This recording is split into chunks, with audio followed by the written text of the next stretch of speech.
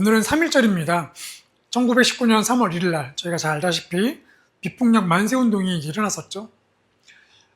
일제 지배에 항거하면서 한일 합병 조약이 무효임을 선언하고 그 다음에 민족 자결주의 원칙에 따라서 이 나라는 조선의 땅이다, 조선의 나라다. 그래서 조선 독립을 선언했던 3.1절 운동 우리가 기억을 합니다.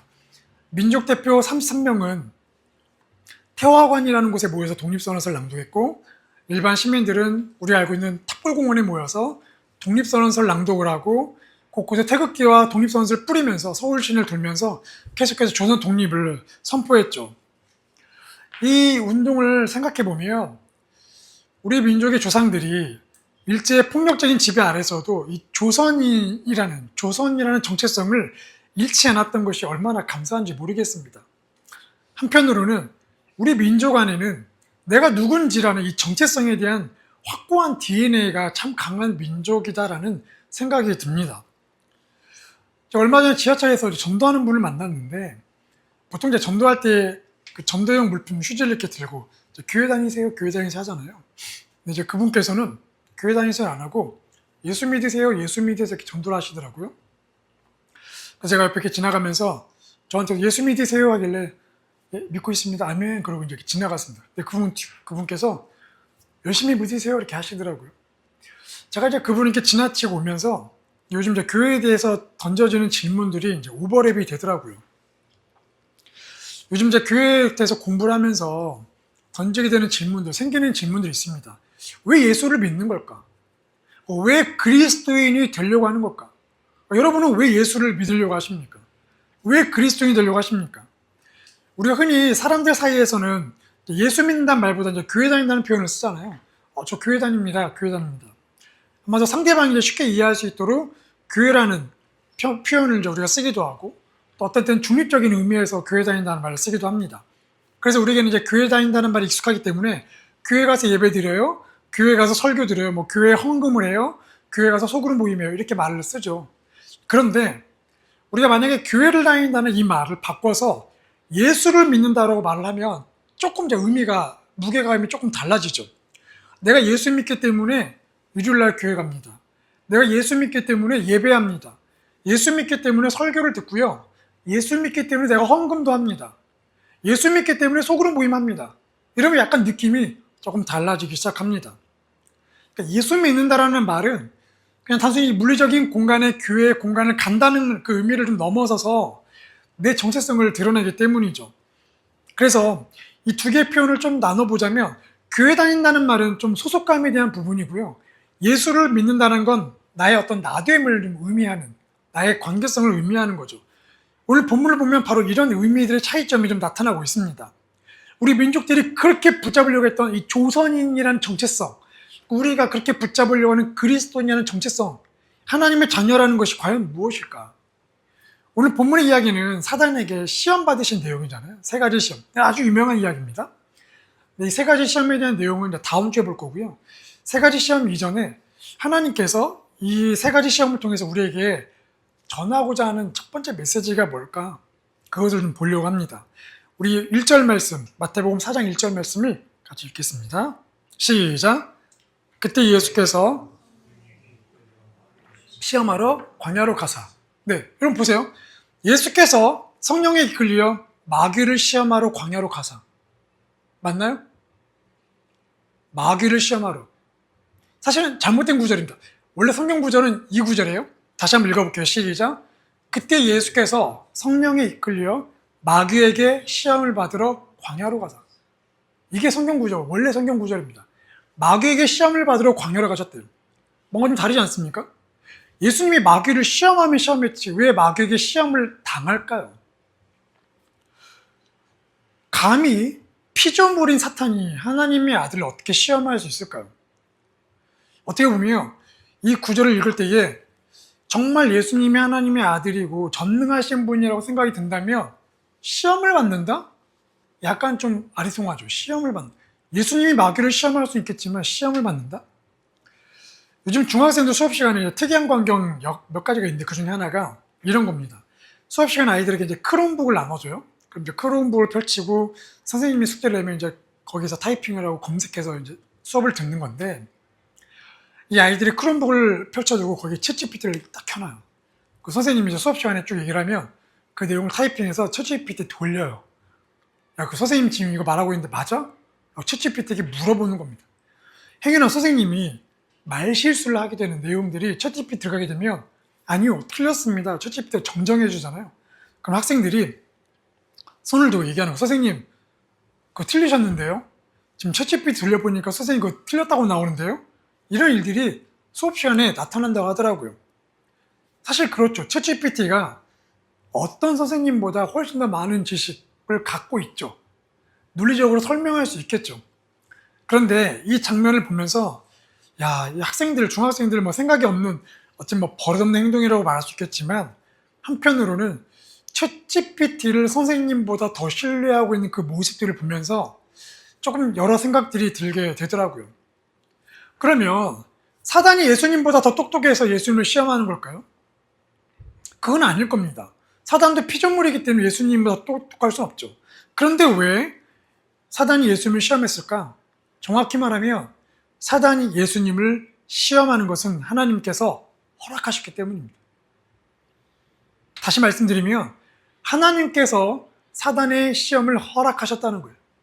악을 만드신 게 아니라 악을 허락하신 것처럼 사단이 예수님을 시험하는 걸 허락하셨다는 거예요. 여러분, 하나님께서는 무엇인가를 허락하게 되면 그 안에는 어떤 목적하고 의도가 있습니다. 그래서 허락하시는 거거든요. 그냥 해봐라가 아니라 뜻하신 게 있다는 거예요. 제가 대학교 때 인문학과 특성상 이제 시험을 보면은 그 레포트에 논술을 식으로 써야 할 내용들이 좀 많았습니다. 그런데 이제 유독 좋은 점수를 받는 친구가 있었어요. 그 친구는 평소 공부를 잘 안 하는데 시험만 보면 점수가 잘 나와서 야, 어떻게 그럴 수 있을까? 그래서 여러 가지 제가 추측을 해보죠. 아마도 이제 여러분도 그런 추측을 해보신 적 있는지 모르겠지만 교수님이 그 수많은 학생들 레포트를 다 읽어보고 정말 점수를 평가했을까?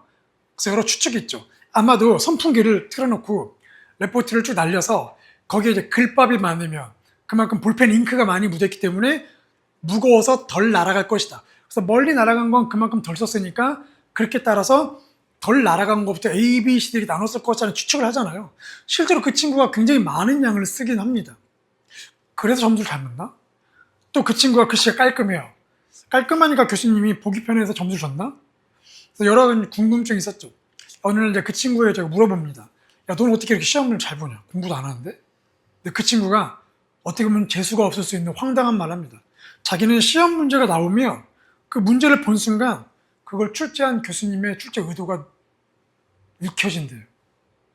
질문을 하면 질문한 의도가 뭔지 알겠대요. 그래서 그 의도를 알기 때문에 그 의도에 따른 대답을 쭉 길게 적어간다는 거죠. 그 말을 듣는 순간 야, 여기서 수준이 갈라지는구나. 우리는 그 의도 파악을 잘 못하는데 이 친구는 의도 파악을 그렇게 잘한다는 거죠. 그럼 마찬가지입니다. 우리 일상에서 일어나는 일들은 하나님의 허락 없이는 일어나는 일들이 없습니다. 다 하나님이 허락하신다라는 거예요. 허용하신다는 거예요. 물론 우리가 죄를 짓는 거는 내가 죄를 짓고 싶어서 죄를 지어서 나타난 어떤 일 결과들은 좀 다를 수 있지만 분명히 하나님이 그 안에서 허락하신다라는 거예요. 허락하신다는 건 그 안에 하나님의 의도가 있다는 거예요. 목적이 있다는 겁니다. 우리 이사야 55장 11절 말씀을 같이 읽겠습니다. 시작. 내 입에서 나가는 말도 나의 기뻐하는 뜻을 이루며 내가 보낸 일에 형통함이니라. 내 입에서 나가는 말도 헛되이 돌아오지 않는다. 내 기뻐하는 뜻을 이루고 온대요. 하나님의 뜻이 있는데 그거를 이루고 말이 돌아온대요. 하나님이 행하고자 하는 어떤 일이 있는데 그 일을 형통하게 마무리한 다음에 돌아온대요. 하나님이 말씀하시면 그건 이루어진다는 겁니다. 그럼 말씀하신 건 거기에 목적이 있다는 거예요. 우리가 생각해 보면 이 교회를 개척한 것도 하나님의 의도가 있겠죠? 또 여러분이 지금 살아가는 배우자를 만난 것도 하나님의 어떤 의도가 있다는 겁니다. 또 여러분이 다니는 직장들도 하나님의 의도가 있다는 거예요. 그 의도가 없이 그 일들이 일어나지는 않는다는 거예요. 물론 우리가 그 의도를 모른다고 해서 뭐 벌을 받거나 구원이 취소되지는 않아요. 그런 문제는 아닙니다. 그런데 우리가 만약 그 의도를 알고자 하면, 알게 되면 하나님하고 친밀해지는 영적 유익이 있죠. 아, 하나님 뜻이 이건가? 그래서 하나님의 뜻들을 알아가는 그 유익함은 있죠. 종교생활과 신앙생활의 차이점이 바로 여기에 있습니다. 종교생활은 하나님을 향한 의무로 가득 차 있어요. 일정 분량 성경 읽어야지. 이 기도 시간도 채워야 돼. 헌금 11조도 꼭 해야 하는데, 그게 봉사도 해야 하는데, 등등등 무언가 내가 하나님을 위해서 해야 할 무언가가 있어요. 그런 의무상에 얽매이는 게 종교생활입니다. 신앙생활은 다르죠. 신앙생활은 내 삶에 하나님의 목적과 의도가 있다는 걸 알기 때문에 그 의도, 그 목적, 그 하나님 마음에 좀 더 반응하려고 하는 거예요. 그래서 신앙생활하는 경우에는 질문이 많아집니다. 하나님, 이거 왜 이렇게 된 거죠? 왜 이런 일이 일어났죠? 제가 왜 이것을 해야 하는 거죠? 아니, 나는 이걸 하려고 했는데 왜 이게 틀어져 버렸죠? 무슨 뜻이 있습니까? 라고 물어본다라는 거예요. 그렇게 물어보기 시작하면 우리가 겪게 되는 어떤 고난이나 틀어진 상황들에 대해서 낙심하는 것이 좀 줄기 시작하고요. 해석하는 시각들이 생겨나기 시작합니다. 해석하는 눈이 생기죠. 그래서 어떤 일이 터지게 되면 이거 왜 그랬을까? 하나님께 물어보게 된다는 거죠. 사실 이렇게 하나님이 어떤 의도가 있고 목적이 있다는 걸 알아가는 건 우리 하나님 자녀된 우리의 특권이기도 합니다. 그러면 사단이 예수님을 시험하도록 하나님이 허락하신 의도가 뭘까죠? 왜 허락하겠을까? 감히 버릇없이 피조물이 하나님 아들 예수님을 시험하게 하셨을까? 우리 1절과 2절 말씀을 같이 읽겠습니다. 시작. 그때 예수께서 40일을 밤낮으로 금식하신 후에 줄이신지라. 보면 사단이 예수님을 시험했는데요. 그 타이밍이 성령 충만했을 때, 예수님이 지금 영적 어떤 상태냐면, 첫 번째, 하늘로부터 하나님의 음성을 들었어요. 너는 내 사랑하는 아들이야. 그 음성을 들으시고 지금 40일 동안 금식하셨거든요. 하나님께로부터 지금 인정을 받았기 때문에, 그 음성을 들었기 때문에 얼마나 감격스러운 상태시겠어요. 우리가 사랑하고 존경하는 사람한테 인정받으면 되게 좋잖아요. 기분이 굉장히 좋고 하늘을 날아갈 것 같습니다. 제 삶을 이렇게 돌이켜보면 참 감사하게도 일본에서 이제 러브 소나타라는 문화전도 집회를 섬길 기회가 좀 몇 번 있었는데, 이제 이 행사를 진행을 하고 저녁에 전도 집회를 하고 거기 참석한 일본인들이 이제 하나님 믿겠다고 결단도 하고 이런 이제 좋은 어떤 열매들이 맺고 나서 행사가 끝났어요. 행사장을 이렇게 정리하고 있는데 이 집회를 저한테 이제 맡기셨던 목사님이 이제 가시다가 들으셨어요. 그래서 박 목사 수고했어라고 말씀하시는데 되게 기분이 좋은 거예요. 뭔가 저한테 믿고 맡기셨던 집회이기 때문에 이거에 대한 칭찬을 받고 인정받으니까 너무 기분이 좋았습니다.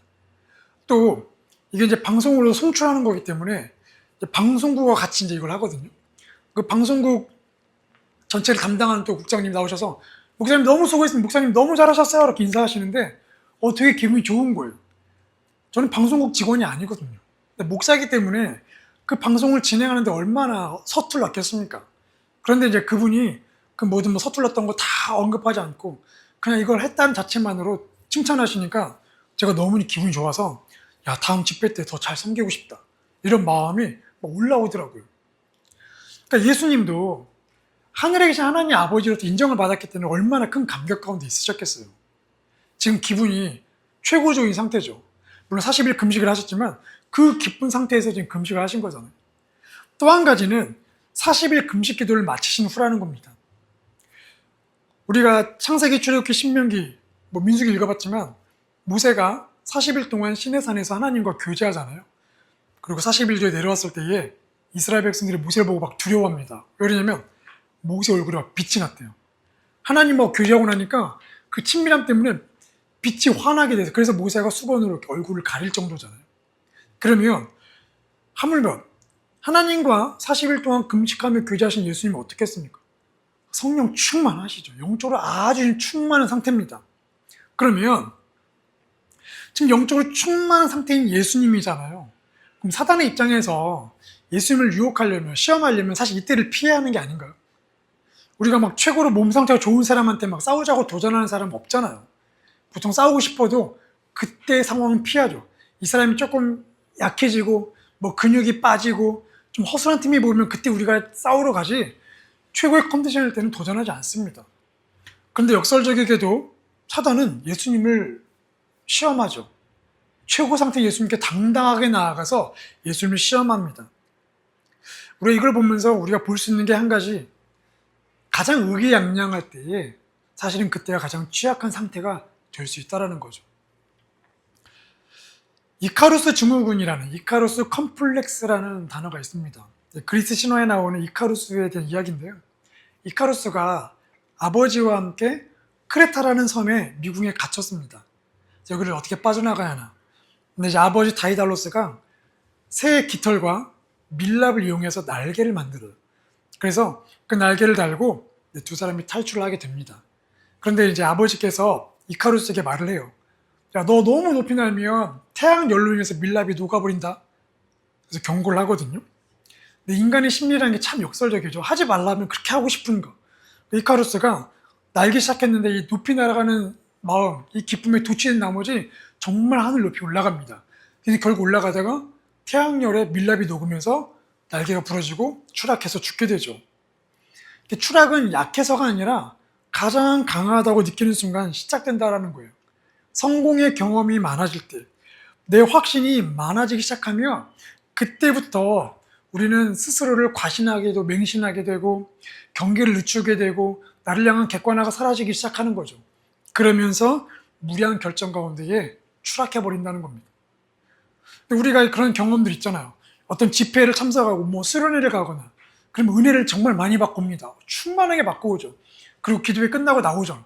그럼 내가 정말 충만해지고 내가 하나님의 사람이 된 것 같고 뭔가를 할 수 있는 것 같은 그런 기분이 드는데 어느 순간 어떤 조그마한 일로 인해서 짜증을 내면서 화를 내고 그 순간 내가 받았던 은혜 다 뺏겼다. 내가 받았던 기쁨과 소망을 다 까먹었다. 갑자기 추락하는 그런 경험들이 있죠. 바로 그런 경험들이 영적으로 충만했다가 급격하게 추락하는 건 바로 우리 안에 그런 연약함이 있다라는 거예요. 그런 교만함이 있다라는 거죠. 자, 그러면 예수님이 지금 성령으로 충만하세요. 그럼 예수님에게도 그런 연약함이 있는 건가? 지금 성령 충만해서 의기양양하기 때문에 그만큼 예수님이 연약한 상태에 노출되어 있다는 뜻인가요? 예수님은 100% 하나님이고 100% 인간이시거든요. 동일한 인간의 몸이기 때문에 우리가 갖고 있는 그런 정서가 있습니다. 외로움도 느끼시고요. 분노도 느끼시고 피곤함도 느끼시고 슬퍼하고 눈물도 흘리세요. 그런데 그 예수님의 정서는 죄가 없는 정서라는 거예요. 그러니까 죄로 인해서 막 분노하고 막 자기 연민에 빠져서 울고 외로워하고 제자들에게 야, 나 외로워. 옆에 같이 좀 있어줘. 뭐 이런 게 아니라는 거예요. 또는 뭐 감정 조절 능력이 깨져서 쉽게 흥분하거나 또 자기 사랑에 빠지거나 그렇지 않다라는 거예요. 예수님은 죄가 없으십니다. 그런데 하나님께서 죄가 없는 예수님, 성령 충만한 그 상태의 예수님을 사단이 시험하도록 허락하신 이유가 뭐냐? 바로 하나님의 아들 예수님께 이렇게 유혹했다면 하물며 하나님의 자녀된 우리는 어떻게 했냐는 겁니다. 예수를 유혹했다면 우리도 당연히 유혹한다라는 거예요. 특별히 우리가 연약할 때도 유혹받겠지만 우리가 막 강하고 잘되고 승승장구하다 느껴질 때에는 어김없이 사단이 우리를 유혹해서 쓰러뜨린다는 겁니다. 그래서 고린도전서 10장 12절을 보면 이렇게 구절 있죠. 같이 읽겠습니다. 시작. 그런즉 선줄로 생각하는 자는 넘어질까 조심하라. 선줄로 생각하는 자는 넘어질까 조심하라. 우리가 막 믿음이 충만하고 영적으로 충만한 상태에 있을 때에 조심하라는 거예요. 예수님이 성령 충만할 때 사단이 공격했기 때문에 우리가 성령 충만할 때에도 기도가 막 응답되고 일 잘 풀릴 때에도 조심하라는 거예요. 사단이 와서 우리를 유혹한다는 거죠. 또 하나님이 허락하신 두 번째 이유는 우리 히브리서 4장 15절 말씀 같이 읽겠습니다. 시작. 우리의 대제사장은 우리의 연약함을 동정하지 못하시는 분이 아닙니다. 시험을 받으셨지만 죄는 없으십니다. 두 번째 이유는 뭐냐면 바로 예수님이 우리를 이해하신다라는 거예요. 예수님이 시험을 받으셨다는 건 육체적 연약함도 있지만 우리가 쓰러질 수 있는 그 연약함도 있잖아요. 권력에 대해서 또 나를 과시하고 싶고 나를 드러내고 싶고 그런 이 욕구들로 인해서 우리가 쓰러질 수 있는데 예수님이 그것을 직면하셨기 때문에 우리의 연약함을 아신다라는 거예요. 아, 인간이 이렇게 연약하구나. 이런 부분이 연약하구나. 그렇기 때문에 우리를 위로하신다라는 거예요. 우리가 시험 당하고 쓰러지면 아이고 내가 그럴 줄 알았다 연약한 인간들 이게 아니라 그 마음 내가 알아. 너 진짜 힘들지? 괴롭지? 그 마음 알아. 인간은 그렇게 연약한 존재라는 거 알아. 그래서 넌 하나님의 자녀야. 걱정하지 마. 내가 네 연약함을 십자가에서 다 해결했잖아. 걱정하지 마. 다시 일어나자라고 말씀하신다라는 거예요. 우리의 연약함을 예수님이 아신다라는 거예요. 같이 우신다라는 거죠. 어떻게 보면 이 사단이 예수님을 시험하게 되어서 막 기뻤겠죠. 야, 드디어 내가 하나님의 아들을 시험하는구나. 뭐 동급이구나 느꼈을지 몰라도 사실 이 상황을 통해서 하나님께서는 우리에게 하나님의 자녀인 너희들도 유혹받을 수 있어. 미리 알고 있으라고 하시는 거죠. 그리고 유혹을 받고 쓰러질 수 있는데 걱정이야. 그런 연약함 다 알기 때문에 십자가로 미리 준비해놨다고 말씀하시는 거예요. 내가 일으켜줄게라고 말씀하신다라는 거예요.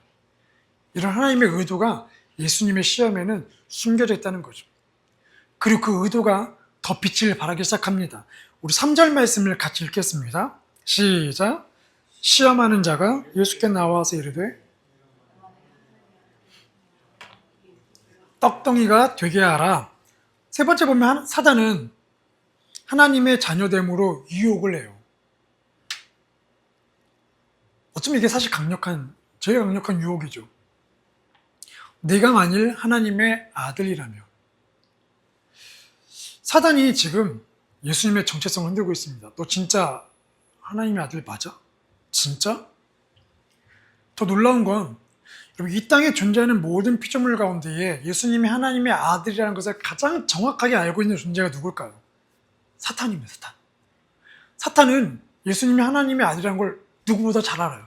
우리는 가끔씩 의심하지만 사단은 의심하지 않습니다. 잘 알아요. 그런데 본인이 잘 알고 있음에도 불구하고 그걸 왜 물어봤을까요?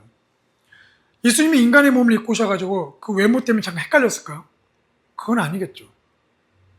잘 알면서도 질문한 이유는 그만큼 정체성이 중요하다는 거예요. 정체성이. 여러분, 우리의 신앙생활이 종교생활로 이렇게 바뀌는 시점에 우리 안에 던져지는 질문들이 있습니다. 그게 뭐냐면 내가 진짜 하나님의 자녀 맞나? 라는 질문이에요. 내가 진짜 하나님의 자녀 맞나? 우리 안에는 아담과 하와의 DNA가 흐르고 있잖아요. 어떤 DNA냐면 뱀이 하와에게 야, 하나님 그렇게 말씀하신 거 맞아? 라고 물어보잖아요. 그러니까 하와는 하나님께 직접 음성을 듣지 않고 아담을 통해 들었기 때문에 사실 긴가민가하죠. 그래서 하와에게 물어보는 거예요. 진짜 하나님 그렇게 말씀하셨어? 그리고 증명하라는 거예요. 야, 이거 선악을 알게 하는 열매를 따먹으면 너 하나님의 자녀가 된다. 그래서 증명하려고 따먹게 돼요. 그러니까 우리 안에 어떤 욕구가 있냐면 증명하려는 욕구가 있어요. 증명하려는 욕구. 그러니까 하나님의 자녀에 대한 것도 마찬가지. 내가 잘해야 하나님께 인정받는다 생각하는 거예요.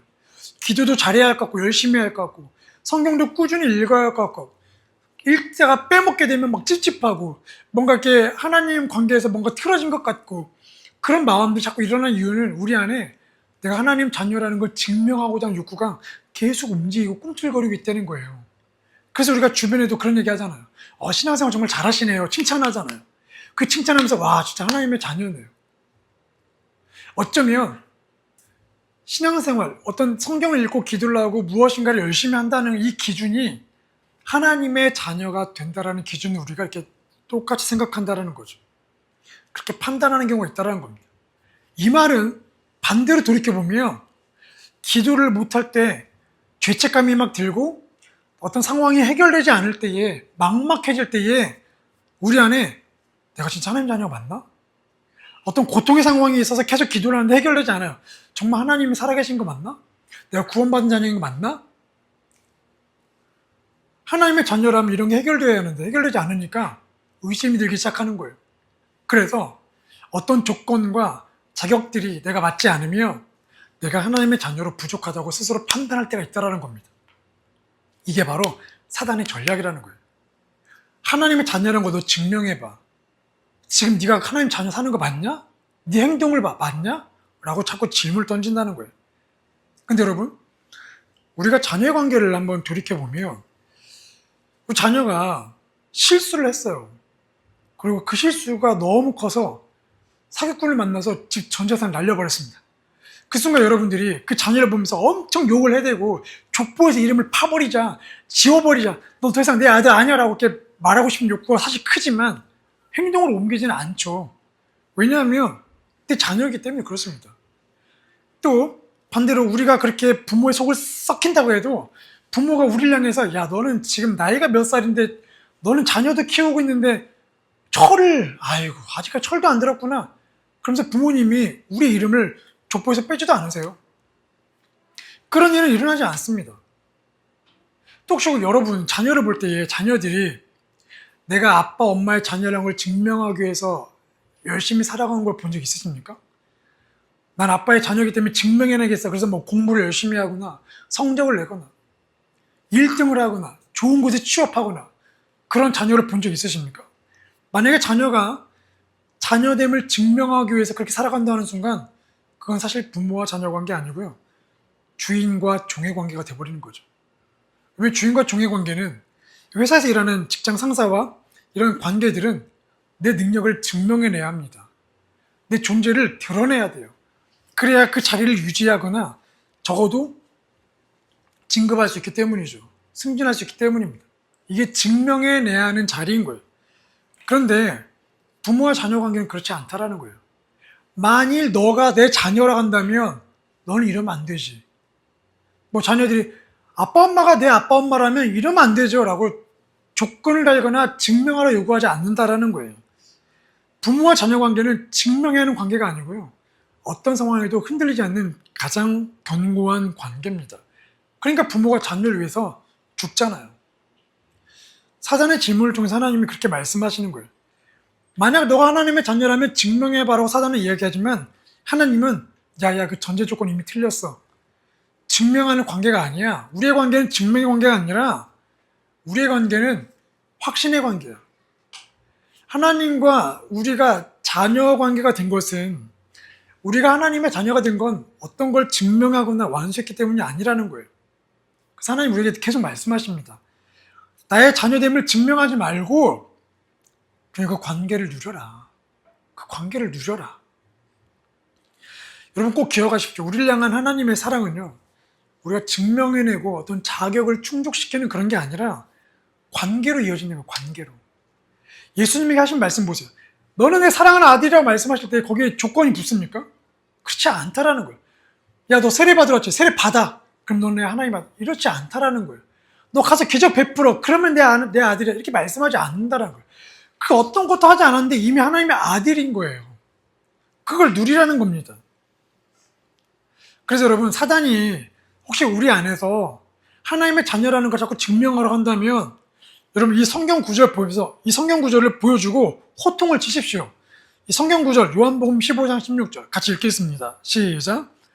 너희가 나를 택한 것이 아니요 내가 너희를 택하여 세웠나니. 네. 이 구절을 갖고 호통치세요. 야 이 사탄아, 내가 하나님을 선택한 게 아니라 하나님이 나를 선택하셨다고. 어떤 조건 때문이 아니라 나를 그냥 선택하셨다고. 증명할 게 아니라고 호통치세요. 두 번째, 다음 구절을 읽어주고 또 사탄에게 가르쳐주세요. 같이 읽겠습니다. 시작.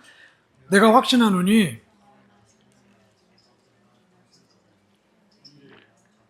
능력이나 높음이나 기쁨이나 다른 어떤 피조물이라도 우리를 우리 주 그리스도 예수 안에 있는 하나님 사랑에서 끊을 수 없다.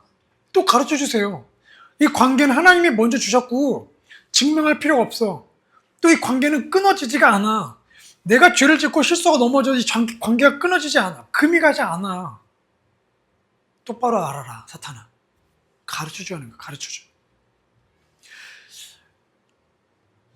제가 이렇게 저희 동네에 기차, 지하철 이렇게 지나가거든요. 이번에 제가 한강을 가면서 잠깐 이렇게 기차를 이렇게 보면서 갑자기 문득 든 생각이 있었습니다. 보통 자동차들은 도로가 있고 어디든지 갈 수 있잖아요. 근데 기차는 똑같이 동그란 바퀴를 가지고 있음에도 불구하고 기차는 가야 할 길이 정해져 있어요. 여러분 기차가 기찻길 말고 선로를 벗어나서 이런 논밭 이런 가는 거 본 적 있으십니까? 없죠. 못 가서 그럴까요? 갈 수는 있을 겁니다. 근데 정말 못 갈 겁니다. 기차는 선로 위에 굴러갈 수 있도록 바퀴가 그렇게 설계되어 있기 때문에 그렇다라는 거예요. 여러분 이걸 보면 제가 문득 든 생각이 뭐냐면 아 그렇구나. 우리의 인생이 저 예수 그리스도라는 철로 위를 달릴 때에 제일 자유롭고 제일 힘있게 달려갈 수 있겠구나. 그래서 오늘 본문도 하나님께서 우리에게 예수님을 통해서 하나님의 자녀된 삶을 보여주고 있구나. 야, 하나님의 자녀는 유혹받을 수 있어. 넘어질 수 있어. 물론 네가 죄를 지어 넘어질 수 있고 네 연약함 때문에 넘어질 수 있어. 하지만 사단은 늘 유혹해. 라는 걸 보여주신다는 거예요. 그 철로를 이렇게 보면서 아, 그렇구나. 유혹을 받고 넘어질 수 있겠구나. 또 한 가지, 그럼 유혹받고 넘어지면 끝이냐? 예수님도 이걸 이겨내셨거든요. 그 이기신 내용들을 내일 본문, 다음 주에 보겠지만 그 원리들을 또 보여주셨거든요. 그래서 와, 예수님이 살아갔던 그 삶의 연장이 기찻길이기 때문에 우리가 그 선로 위에 달리게 되면 제일 쉽고도 제일 빨리 제일 강력하게 달려갈 수 있겠구나. 하나님 자녀가 살아가는 삶을 이렇게 우리 안에 예수님을 통해서 보여주시는구나. 굉장히 와닿으면서 기차를 보면서 굉장히 신기하고 놀라웠습니다. 우리 삶의 과정과 모든 목적들은 예수님의 삶에 다 들어있다는 거죠. 그래서 사단의 유혹을 통해서 우리에게 보여주시는 거 우리 함께 화면을 보고 읽겠습니다. 시작. 하나님의 자녀됨은 증명으로 지켜지는 게 아니라 관계로 확신되는 것이다. 그리고 꼭 기억하세요. 하나님의 자녀됨은 증명으로 지키는 게 아니라는 거예요. 관계로 확신한다라는 거예요. 그냥 내가 확신하는 거. 그래서 우리가 죄를 짓고 넘어질 수 있는데 너무 회개하면서 막 내 자신을 움켜들고 이 벌레 같은 놈, 벌레 같은 나를 위해서 너무 그러지 마시고 하나님의 자녀로 누려야 할 것에 집중하시라는 거예요. 맞아, 내가 잘못했지. 제가 이렇게 둘째 딸을 보면서 이걸 자주 느끼는 것 같아요. 이렇게 아빠한테 잘못하고 속상하고 이렇게 혼을 내면 아, 아빠 미안해요. 그러고는 또 곧바로 웃습니다. 그럼 이렇게 하트를 막 날려요. 그러면 얘를 혼냈던 그 마음이 또 금방 사라지게 되고 그냥 이렇게 사랑스럽더라고요. 야, 이게 어린아이구나. 이게 어린아이 그런 순수함이구나. 근데 어느 순간 우리는 신앙이 자라가면서 그 순수함을 잃어버리고 그 실수하고 나면 그 실수하고 벌써 용서받았는데도 우리는 구석으로 돌아가가지고 그냥 울면서 나오지 않는구나. 죄책감 속에 사로잡히고 내가 자격을 이루지 못했어. 증명하지 못했어. 이게 어느 순간 우리 안에 그런 종교 생활에 대한 모습이구나. 이걸 다시 한번 깨닫게 됩니다. 하나님이 늘 말씀하세요. 증명하지 않아도 괜찮아. 나는 너를 이미 사랑해. 확인시킬 필요 없어. 그냥 넌 내 아들과 딸이야. 그냥 누리고 살아. 괜찮아. 내가 다 십자가에서 해결했으니까 걱정하지 마. 그래서 여러분, 이번 일주일간에 한번 적용해 보시면 좋을 것 같아요. 매일 아침 이제 시작할 때에 성과를 다짐하지 마세요. 오늘 잘해야지. 내가 죄를 짓지 말아야지. 오늘은 순종해야지. 성과 다짐하지 마시라는 거예요. 신분 확인으로 시작하십시오. 아, 난 하나님의 자녀야. 맞아, 하나님의 자녀야. 그리고 하루에도 자주 계속 성과 다짐하려고 하는 순간 계속 신분을 확인하세요. 아, 내가 잘해야 하는데 아, 오늘 못했네. 이게 아니라 아, 오늘 이거 해야겠구나. 좋습니다. 하나님 관계 안에서 계속 확인해 보시라는 거예요. 그리고 하나님의 자녀인 특권 중에 하나, 하나님의 의도를 물어보시라는 거예요. 하나님, 이거 왜 그러죠? 알려주세요. 이거 왜 그러죠? 여러분, 질문이 바뀌면 태도가 바뀝니다. 하나님, 이거 어떻게 된 일이죠? 그럼 우리가 그 문제 상황에 대한 태도가 바뀐다라는 거예요. 이게 하나님 자녀의 특권입니다. 특권. 그래서 이번 일주일 동안 꼭 이 특권을 여러분 누리셨으면 좋겠습니다. 또 우리 교회를 통해서 말씀하시죠. 교회라면 어떤 곳인지 증명하라는 유혹이 많아요. 교회이기 때문에 이런 사역도 해서 어떤 봉사활동도 해서 교회 이름을 좀 보여주고 또 사람이 좀 더 모여야 하고 더 좋은 좀 멋진 장소 교회 간판 달고 교회라는 걸 좀 증명해봐는 유혹이 사실 많습니다. 또 교회 성도라는 걸 증명하라는 유혹도 많아요. 좋아, 내가 여기 성도야. 그럼 내가 뭘 해야지? 뭔가 자꾸 증명하고 싶은 그런 유혹들이 계속 올라오거든요. 그러지 말자는 겁니다. 교회인 걸 증명하려고 하지 말고 주님의 몸이란 걸 누려보는 거, 성도라는 걸 증명하게 하는 게 아니라 성도라는 걸 누려보는 거, 예배 드리면서 하나님 만나는 거 누려보는 거, 누군가를 섬기면서 그 몸됨을 누려보는 거, 이렇게 누려보라는 거예요. 그래서 서로를 평가하는 공간이 아니라 하나님 자녀라는 걸 서로 확인시켜주는 그런 공간, 그런 교회가 되기를 소망하고 또 꿈꾸게 되는 거죠. 그래서 여러분, 오늘 말씀 통해서 기억하십시오. 하나님의 자녀라는 이 우리의 정체성은 결코 증명할 필요가 없다라는 거. 어떤 자격을 충족시킬 필요가 없다라는 거. 더 이상 증명할 필요가 없는 관계가 바로 하나님과 우리의 자녀됨의 관계라는 거. 이것을 꼭 기억하시고 이번 일주일 동안 또 사단이 와서 자꾸 증명하라고 하고 정죄하면 꼭 혼내십시오. 우린 증명할 필요가 없다. 이미 하나님의 자녀다. 그리고 여러분이 마음껏 하나님의 자녀됨을 누리기를 축복합니다.